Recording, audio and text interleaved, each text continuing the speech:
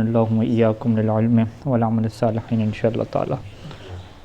عنوان بحث ہمارے پاس ہے کہ اذا تعدد الشرط واتحد الجزاء، کہ ہمارے پاس جو ہیں وہ شرائط متعدد ہو گئی ہیں اور جزا جو ہے وہ ایک ہے، اور پرابلم یہ ہے کہ ایک ہی جملے اور ایک ہی روایت میں نہیں ہے، دو مختلف روایتوں میں ہے۔ ٹھیک ہے، اگر ایک ہی روایت میں ہوتی تو جیسے ہی اوپر بحث تھی ہمارے پاس امیر المومنین علیہ السلام کی روایت کہ اذا رکضت الرجل او طرفت العین، تو یہاں پہ دو شرطیں ایک ہی ٹائم پہ ذکر کر دی نا، تو پھر تو وہاں تو ہمیں سمجھ آ گیا کہ بھئی جو حلال ہونے کی ہیں وہ یہ دو شرطیں ہیں، تیسری نہیں ہے، وہ تو بات واضح ہوگی۔ یعنی اگر اسی روایت کا مفہوم نکالیں گے تو آپ کیا کہیں گے کہ یہاں پہ انحصار کیا ہے، دو شرطوں میں ہے، انحصار ایک شرط میں نہیں ہے۔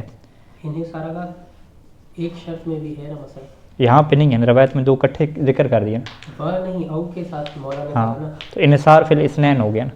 انحصار فی الاثنین، ہاں اس سے کیا کہتے ہیں کہ دو میں کیا انحصار ہو گیا، دونوں میں سے کوئی ایک بھی پایا جاوے گا ہاں تو صحیح ہو جائے گا۔ بالکل او کے ساتھ ہے نا، تو یعنی یہاں پہ جو انحصار کا دائرہ کار ہے نا وہ تھوڑا بڑھ گیا ہے، ٹھیک ہے، وسیع ہو گیا ہے، کیونکہ ایک ہی کیا روایت میں آ گئی نا دونوں چیزیں۔ تو ابھی جو بحث ہے نا، ابھی بحث ہے کہ شرط ہمارے پاس زیادہ ہے اور جزا ایک ہے، لیکن ایک روایت نہیں ہے، دو روایتیں ہیں۔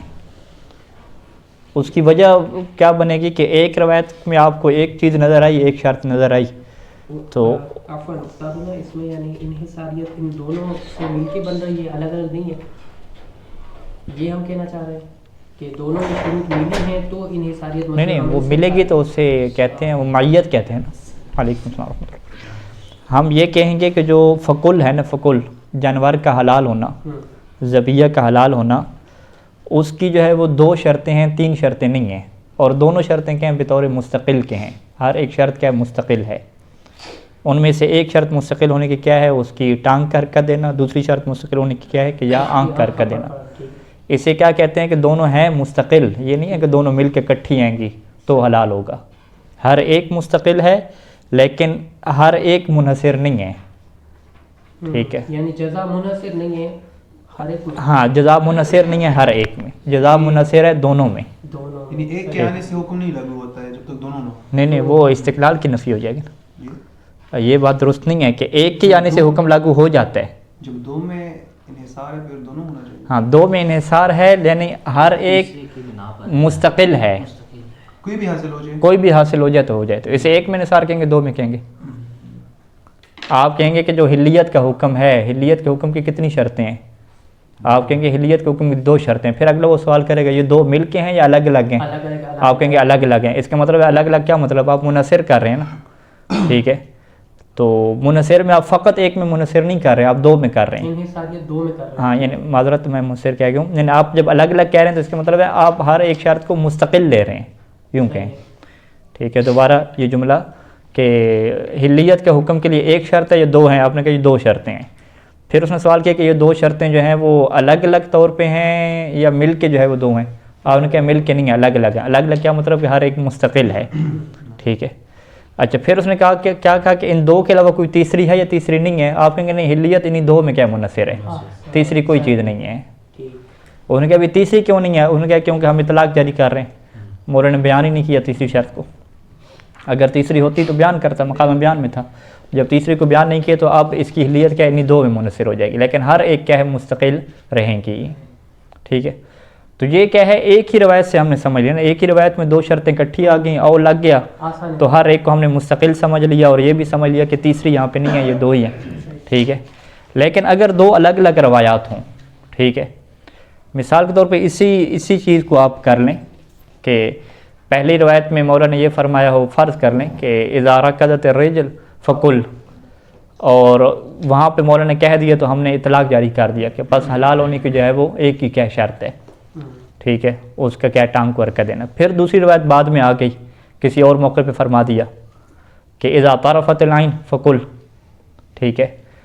اب یہاں پہ پرابلم کیا آ جاتی ہے کہ جب دو جملے الگ الگ ہیں اور ان کی جزا کیا ایک ہی ہے، ٹھیک ہے، جب جزا ان کی ایک ہے، دو جو ہیں وہ الگ الگ ہیں، اور جزا ایک ہے، یعنی جزا ڈبل بھی نہیں ہو سکتی نا، کھانا حلال ہوگا یا نہیں ہوگا، ٹھیک ہے، یا ڈبل حلال تو کوئی چیز نہیں ہوتی نا کہ یہ ڈبل حلال ہے، ٹھیک، ڈبل حلال تو نہیں ہے نا، ٹھیک ہے. اسے کیا کہتے ہیں کہ جزا کا تکرار نہیں ہوتا، عقلی طور پہ آپ کہتے ہیں کہ جزا ایک ہی چیز ہے، دو نہیں ہو سکتی.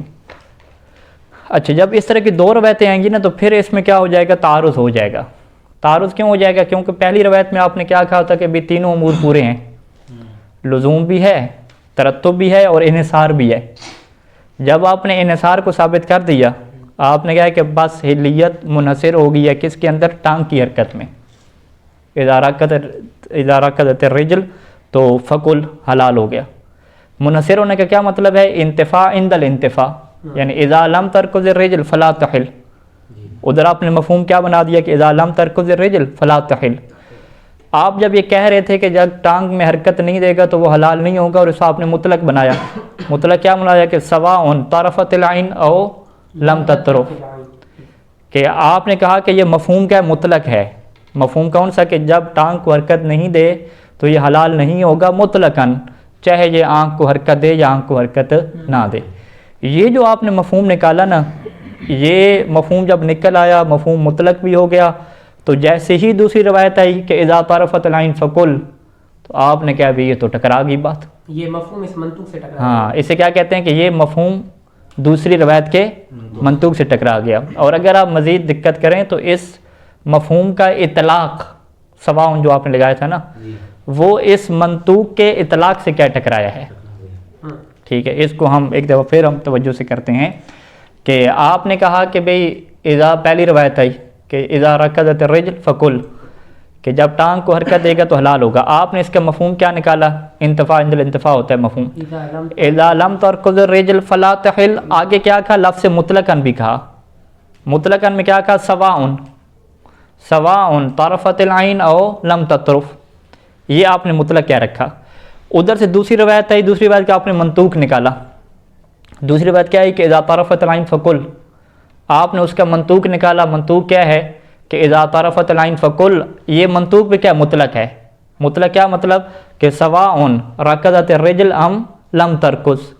وہاں پہ آپ نے کہا نا کہ لم ترکض، یہ جو لم ترکض ہے اس میں آپ کیا لے کر آ رہے ہیں؟ حلیت لے کر آ رہے ہیں کہ اذا طرفت العین، کہ جب وہ آنکھ کو حرکت دے جانور تو وہ حلال ہو جائے گا، چاہے وہ ٹانگ کو حرکت نہ بھی دے. ٹھیک ہے، ٹانگ کو حرکت نہ دینے کی صورت میں یہاں پہ منطوق میں کیا آ گئی؟ حلیت آ گئی. یعنی منطوق میں جو حلیت آئی ہے وہ اطلاق کے منطوق لیا، اور ادھر سے آپ مفہوم کے اطلاق لے چکے تھے. مفہوم کے اطلاق آپ کیا لے چکے تھے کہ چاہے وہ آنکھ کو حرکت دے پھر بھی حلال نہیں ہے، کیونکہ اس نے کیا ٹانگ کو حرکت نہیں دی. تو اسے کیا کہتے ہیں کہ مفہوم کا اطلاق منطوق کے اطلاق سے ٹکراؤ پیدا کر رہا ہے. لیکن اگر آپ اطلاق کے قائل نہ ہوں پھر کیا ٹکراؤ نہیں ہوتا نا. آپ نے کہا ہاں یہ روایت آ گئی ہے کہ اذا لم ترکض الرجل، ٹھیک ہے، فلا تحل، یہ کیا ہے جی؟ ایک روایت آ گئی. اس میں مطلق نہیں تھا، سواء اس میں نہیں تھا. سواء نہ ہونے کا مطلب کیا ہے کہ ممکن ہے کہ اگر یہ آنکھ کو حرکت کرے تو حلال ہو سکتا ہے. ٹھیک ہے، تو پھر اگر دوسرا منطوق آتا ہے تو پھر ٹکراؤ پیدا نہیں ہوگا. اگر میں اطلاق کا مفہوم قائل نہیں ہوتا تو میں انحصار کا قائل نہیں ہوں. ہاں، وہ ایک ہی بات ہے. جب میں انحصار کا قائل نہیں ہوں تو گویا میں مفہوم ہی کا قائل ہوں. مفہوم کی قائل نہیں. ہم قائل ہیں نا. بالکل ایسی بات ہے. یعنی آپ اسے کیا کہیں، یہ جملہ استعمال کریں. ہم نے انحصار کی دلیل اطلاق کو بنایا تھا. ٹھیک ہے، بالکل درست کہہ رہے ہیں، بالکل درست کہہ رہے ہیں. یعنی آپ یہ جملہ استعمال کریں کہ ایک کا مفہوم دوسرے کے منطوق سے ٹکرا جاتا ہے، پھر بھی بات درست ہے. اور اگر یہ جملہ استعمال کریں کہ ایک کے مفہوم کا اطلاق دوسرے کے منطوق سے ٹکرا جاتا ہے، پھر بھی بات درست ہے. لیکن جو گہری بات ہے وہ یہی ہے کہ ٹکراؤ جو پیدا ہو رہا ہے وہ اطلاق کے سبب سے پیدا ہو رہا ہے. کہ جب آپ نے اطلاق کو مانا، اطلاق سے مفہوم بنا، انتفاع عند الانتفاع ہوئی، تو تب بھی یہ والا جو اطلاق ہے نا، اس نے کیا پیدا کر دیا؟ تعارض کا ماحول پیدا کر دیا. نہ آپ اطلاق کے قائل ہوتے، نہ انتفاع عند الانتفاع بنتا، نہ انتفاع عند الانتفاع بنتا، اور نہ ہی دوسری روایت سے کیا ٹکراؤ پیدا ہوتا. یہ شروع میں آپ نے بتایا تھا کہ جو علماء مفہوم کے قائل ہیں ان کے ان کے ہاں تعارض پیدا ہوتا ہے. ٹھیک ہے جی، ٹھیک ہے. اب چونکہ یہ تعارض کا سبب کیا بن رہا ہے؟ اطلاق بن رہا ہے.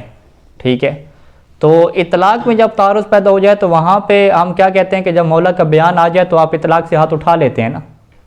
ٹھیک ہے، اطلاق کب تک؟ اطلاق کے مقابلے دوسری چیز تعارض اگر پیدا کرتی ہے تو وہ اس کے لیے کیا واقع ہو جاتی ہے؟ قید واقع ہو جاتی ہے. یعنی اطلاق کا دائرہ کار کیا ہو جاتا ہے؟ تنگ واقع ہو جاتا ہے. تو وہ کہتے ہیں ٹھیک ہے تعارض پیدا ہو گیا، لیکن چونکہ ہم اس تعارض کی وجہ کیا بنا رہے تھے؟ اطلاق بیان بنا رہے تھے. اطلاق کا کیا مطلب کہ مولا مقام بیان میں ہے، اس نے بیان نہیں کیا لہذا وہ نہیں چاہتا ہوگا، لیکن اب مولا نے بیان کر دیا.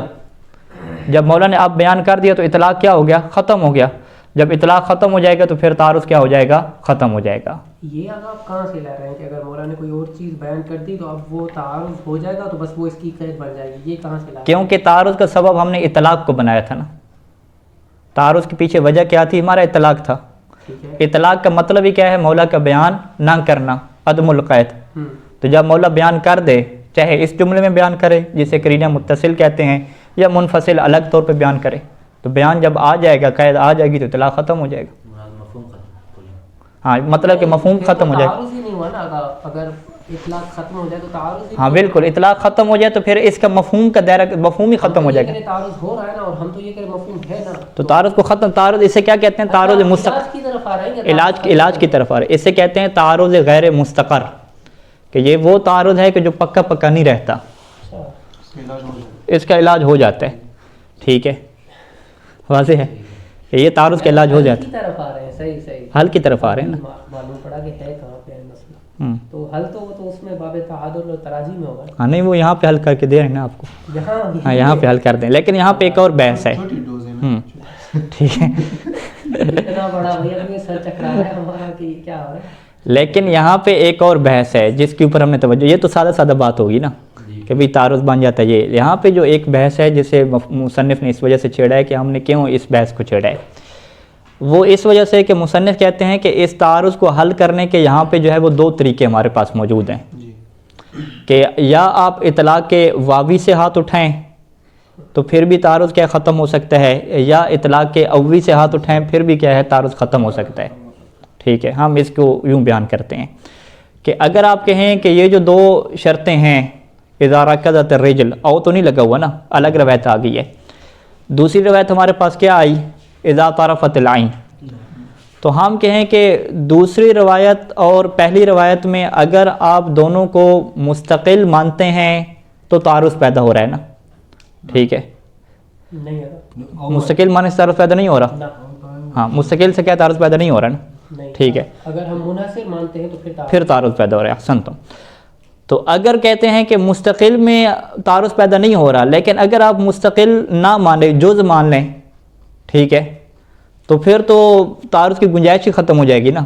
آپ یہ مان لیں کہ یہاں پہ جو حقیقت میں ہے وہ دو شرطیں مل کے ایک شرط ہیں. دو شرطیں مل کے ایک شرط کا کیا مطلب ہے کہ جانور کے حلال ہونے کی شرط کیا بنے گی؟ دو چیزیں مل کے بنے گی. پہلی چیز کیا ہے کہ وہ ٹانگ کو حرکت دے، دوسری چیز پلس کریں اس کے ساتھ. پلس کیا ہے کہ وہ آنکھ کو بھی لائے، تو وہ کیا ہوگا؟ حلال ہوگا. تو اگر ہاں وہ تعارض کو ختم کرنا ہے نا، تعارض ختم ہو جائے گا نا.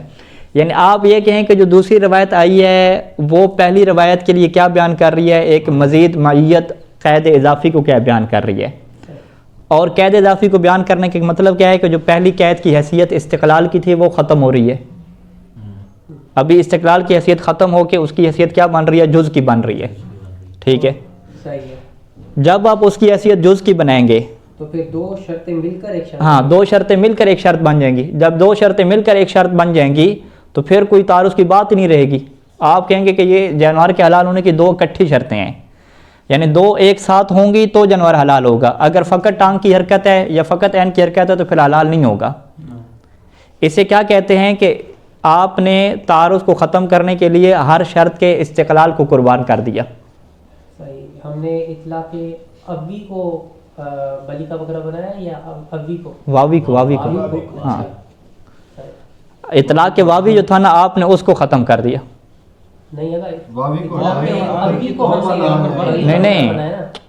اطلاق واوی کیا مطلب ہے کہ واو والی قید نہیں ہے نا.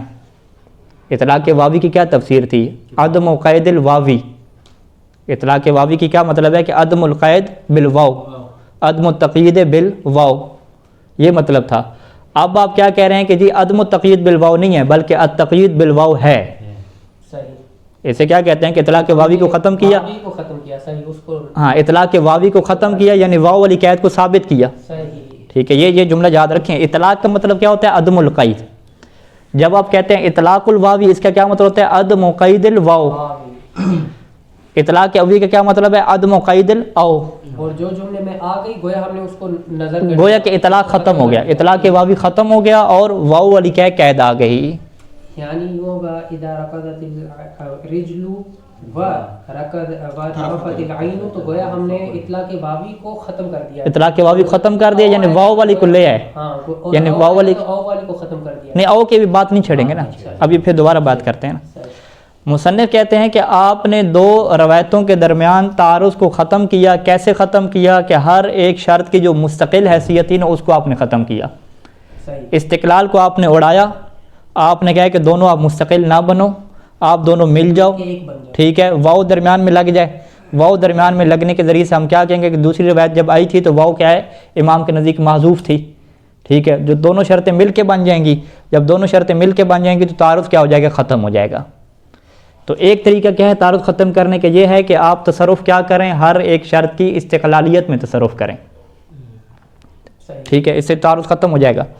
دوسرا طریقہ تعارض ختم کرنے کا کیا ہے کہ نہیں، ہر ایک شرط کو آپ مستقل رکھیں. ٹھیک ہے، لیکن تصرف آپ کس میں کریں؟ ہر ایک شرط کے اندر جو انحصاریت تھی نا اس کے اندر کیا تصرف آپ کریں؟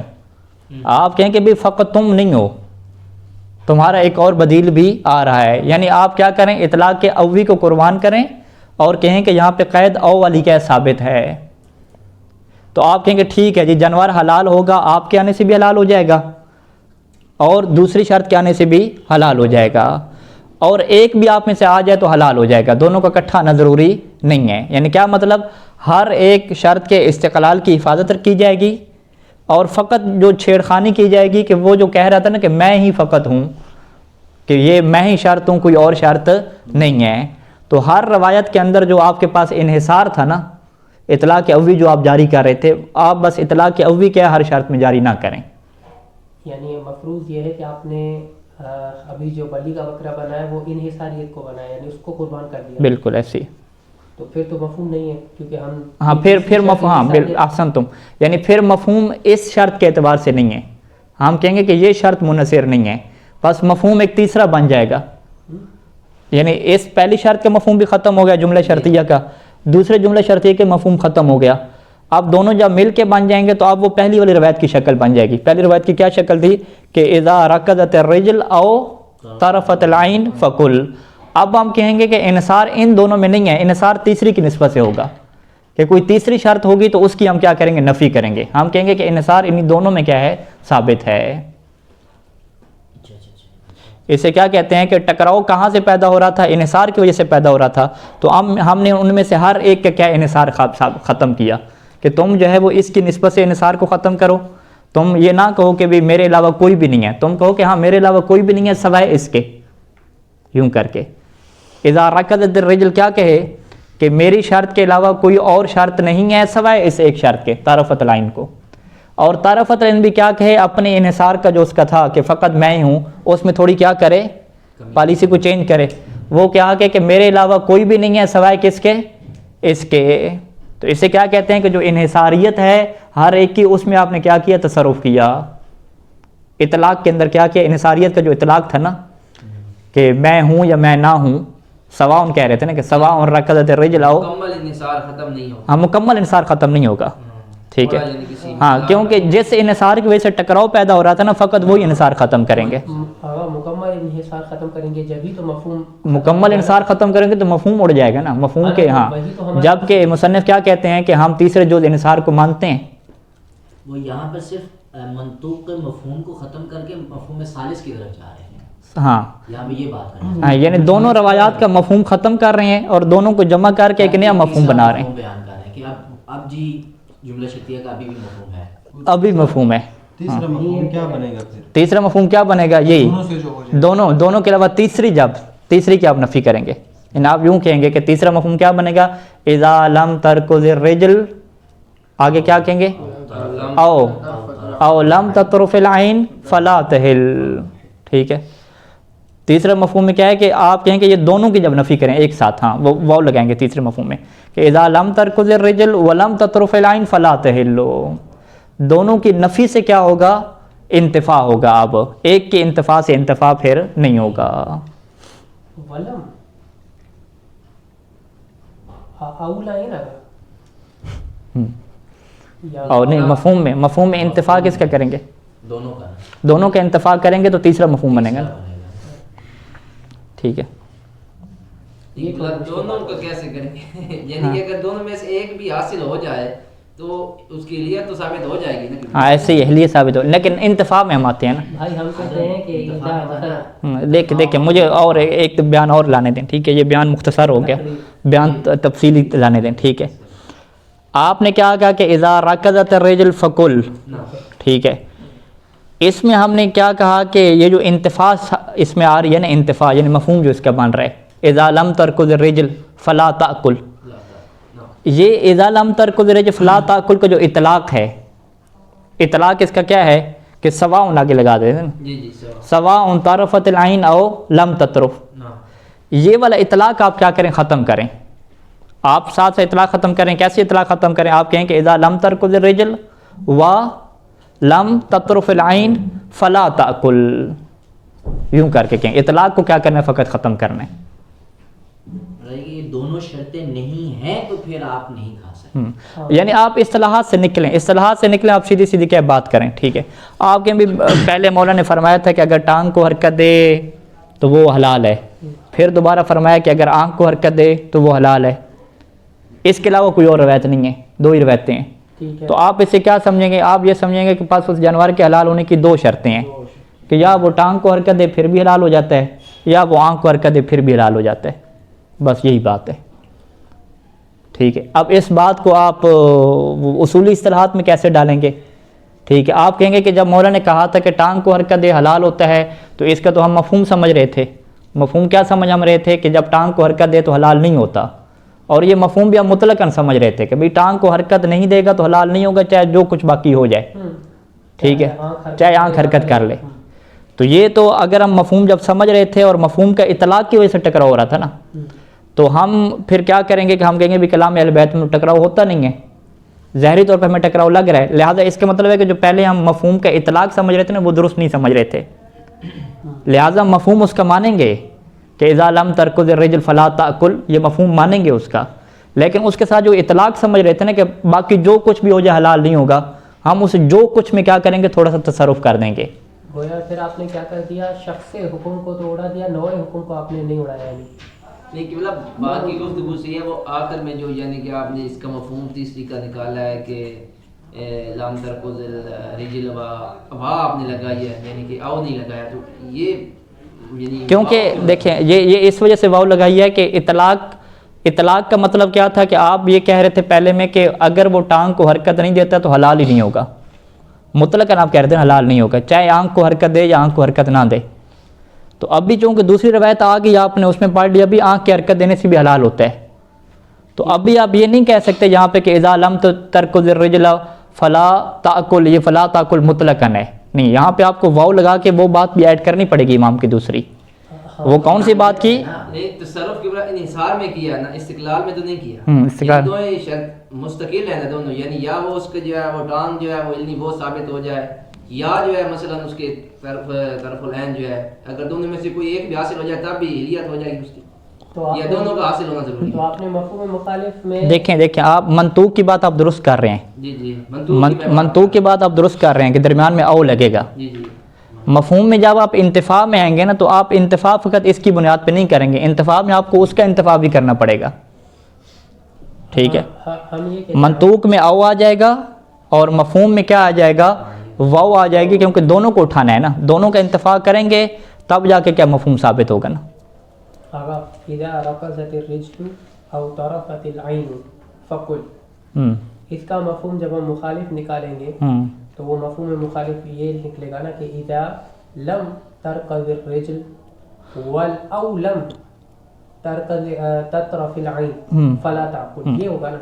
आप वाव क्यों ला रहे हैं? हमारा सवाल ये है, अगर आप वाव ना लगाएं, औ लगा दें। औ लगा दें। हाँ, औ लगाने का मतलब क्या है कि आप ये कहना चाह रहे हैं कि अगर वो टांग को हरकत ना दे तो वो क्या है, हलाल नहीं होगी, यही कह रहे हैं ना। इज़ा लम तरकुज़िर रिजल फ़ला ताकुल, औ की हैसियत क्या होती है, अलग हैसियत होती है ना। तो आप कहें अच्छा औ के बगैर, औ से पहले हुक्म मुकम्मल हो जाएगा ना, حکم آپ نے مکمل کیا دیا کہ اذا لم ترکض الرجل فلا تاکل، ہم کہیں گے اسی پہ پکا رہنا ہے، اذا لم ترکض الرجل فلا تاکل. پھر ہم کہتے ہیں کہ ٹھیک ہے لم ترکض الرجل ہے لیکن ادھر طرفۃ العین آ گئی ہے، تو لا تاکل آپ کا رہے گا یا نہیں رہے گا یہاں پہ؟ انہوں نے بھی یعنی یہی مفہوم وہ نکالا ہے. مفہوم تو یہ مصنف نے چھوڑیں فی الحال عبارت کو چھوڑیں آپ، ٹھیک ہے. آپ اپنے آپ کے ذہن کیا کہتے ہیں؟ وہی میں وہی اپنے ذہن میں ہاں آپ کا ذہن کیا کہتا ہے؟ فلا تاکل پہ آپ کیوں نہیں پکے رہے؟ ہم پکے ہیں بھائی. ہاں تو اب آنکھ میں حرکت ہو رہی ہے، پھر بھی جانور حرام ہے یا حلال ہے؟ آنکھ میں حرکت ہوئی ہے اس کی، ہاں تو حلال ہے. حلال ہے. جبکہ آپ نے پہلے کیا کہہ دیا تھا کہ اذا لم ترکض الرجل فلا تاکل. ہمارا مفہوم یہ ہے کہ ان دونوں میں سے جب کوئی جو ہے وہ متحقق نہ ہو تو پھر جو ہے جناب ہاں تو دونوں کٹھے متحقق نہ ہو یا ایک متحقق نہ ہو؟ دونوں کٹھے متحقق نہ ہو. کٹھے متحقق نہ ہو، واو آ گئی نا پھر، ٹھیک ہے. کہ وہ ماہیت میں چلے جائیں. میت میں چلے، لیکن مفہوم میں آپ انتفاع میں ایسا کہیں گے، منطوق میں ایسا نہیں کہیں گے. منطوق میں وہ قبلہ صاحب والی بات رہے گی کہ اور رہے گا. منطوق میں آپ کیونکہ منطوق میں آپ کو کیا لگ رہا تھا یہاں پہ کہ ہر ایک کے مفہوم میں آپ نے کیا کیا تصرف کیا نا کہ اذا رکضت الرجل فلا تاکل، یہاں پہ یہ بات تھی. اور ادھر سے یہ روایت آ گئی کہ اذا طرفت العین، ٹھیک ہے کیا نام فکل تھا نا، اذا رکضت الرجل فکل، اور ادھر سے آئی کہ اذا طرفت العین فکل. دو روایتیں آ گئیں. تو اب آپ نے کیا کہا کہ بھئی اگر پہلی کو ہم فقط منحصر مانتے ہیں، شرط کو منحصر مانتے ہیں، تو یہ دوسری ٹکرا جائے گی، ٹھیک ہے. لہٰذا ہم دونوں کو الگ جگہ پہ منحصر نہیں مانیں گے، ہم درمیان میں کیا لگا دیں گے؟ او لگا دیں گے. او لگانے سے فائدہ کیا ہوگا کہ دونوں شرطیں کیا ہے اس کی بن جائیں گی، دونوں شرطیں مستقل طور پہ بنیں گی. لیکن جب او لگے گا تو یہ ایک روایت بن جائے گی نا. ایک روایت کیسے بنے گی؟ اذا رکضت الرجل او طرفت العین فکل. جب ایک روایت بنے گی تو اب اس ایک روایت کا مفہوم کے لیے ضروری ہے کہ اس کی جو دو شرطیں آپ نے بنائی تھیں ان دونوں کا آپ انتفاع کریں گے نا، ٹھیک ہے. جب دونوں شرطیں مستقل ہیں تو آپ کیا کہتے تھے؟ مفہوم کی تعریف کیا کرتے تھے؟ الانتفاع عند الانتفاع. تو انتفاع میں کیا ہوتا ہے کہ جو اس حکم کی شرائط تھیں سب کا انتفاع کرنا پڑتا ہے نا. تو ابھی ایک شرط تو نہیں رہی، ابھی تو دو شرطیں آپ کی بن گئی ہیں. جب دو شرطیں بنی ہیں او کے ساتھ بنی ہیں تو دونوں کا انتفاع کرنا پڑے گا. دونوں کا انتفاع او کے ذریعے سے نہیں ہوتا، دونوں کا کٹھا انتفاع کرنا ہوتا ہے. تو دونوں کا انتفاع کس کے ذریعے سے ہوتا ہے؟ واو کے ذریعے سے ہوتا ہے. اذا لم يركض الرجل ولم تطرف العين ہاں فلا تاکل، ٹھیک ہے. تو یہ انتفاع کے لیے ہے، یعنی جب ایک روایت بن جائے گی او کے ساتھ تو آپ کہیں ٹھیک ہے او کے ساتھ تو بن گئی ہے، لیکن مفہوم کیسے بنے گا؟ آپ کہیں گے مفہوم کا مطلب کیا ہے کہ فقول جو حکم ہے اس کی دو شرطیں ہیں نا. جب اس کی دو شرطیں ہیں تو دونوں شرطوں کو اڑائیں گے تو پھر مفہوم کیا ہوگا؟ ثابت ہوگا. کیونکہ مفہوم کیسے کہتے ہیں؟ انتفاع الشرط، ٹھیک ہے. انتفاع الحکم عند انتفاع، ہاں انتفاع الحکم عند انتفاع شرط. تو عند انتفاع شرط سے کیا مراد ہے کہ جو بھی اس حکم کی شرط ہے وہ آپ منتفی کریں. اب اس حکم کی شرط آپ کے پاس ایک ہے یا دو ہے؟ آپ کہتے ہیں دو ہیں. جب دو ہیں تو دونوں کو منتفی کریں نا.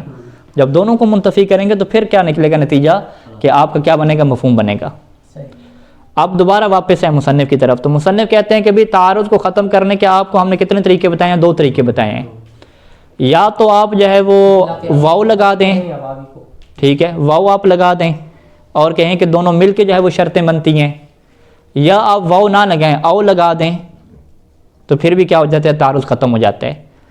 دونوں میں فرق کیا نکلے گا؟ اگر آپ واو لگاتے ہیں تو اس کا نتیجہ کیا نکلے گا کہ جانور کی حلیت میں دونوں کا آنا کیا ضروری ہو جائے گا.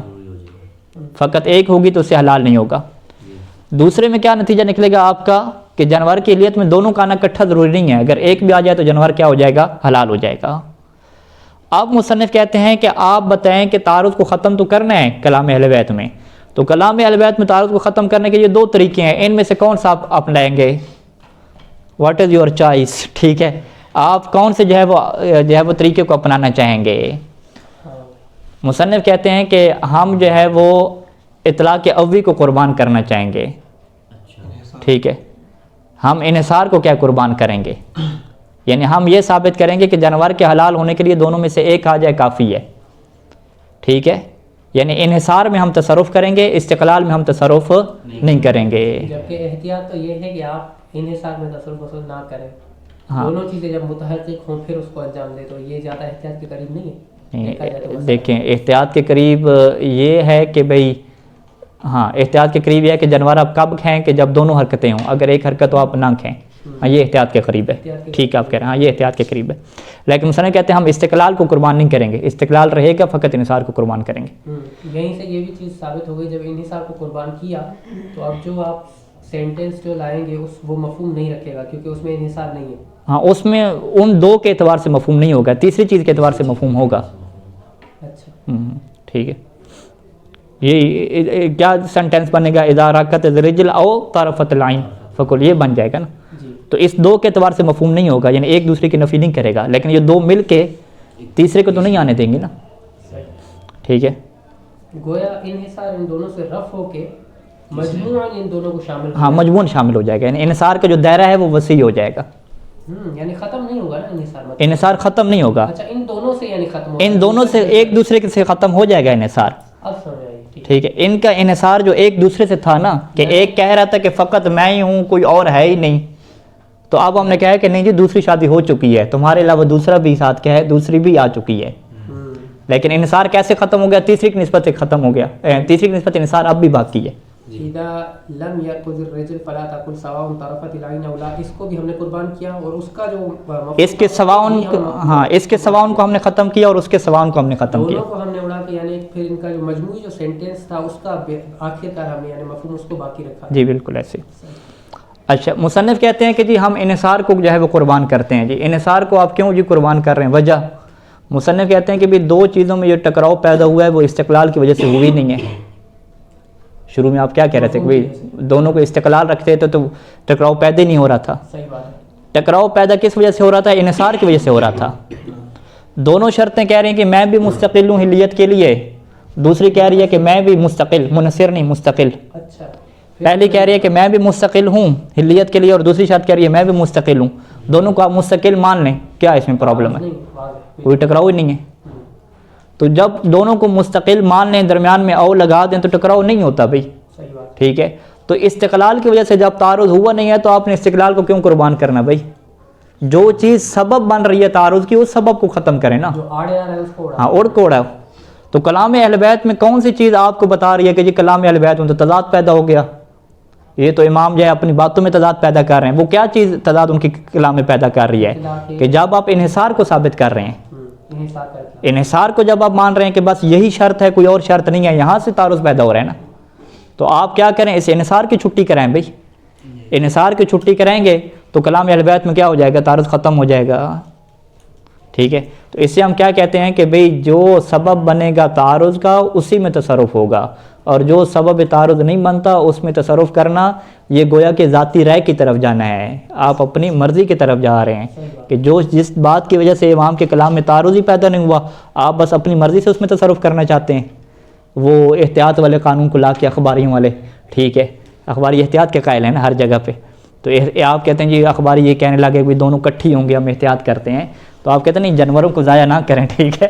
تو آپ جس وجہ سے تعارض پیدا ہو رہا ہے اسی کو آپ ختم کریں بس. یہ ایک عقلی بات ہے. ہاں کھا لیں گے نا، ہاں کھا لیں، جانور کو نہیں چھوڑنا کھانے. ٹھیک ہو گیا جی. اس کو مزید آپ غور و فکر کریں، سوچیں، انشاءاللہ پھر کل ہم دوبارہ کیس کو کریں گے. صلی اللہ علیہ محمد و آلہ اجمعین.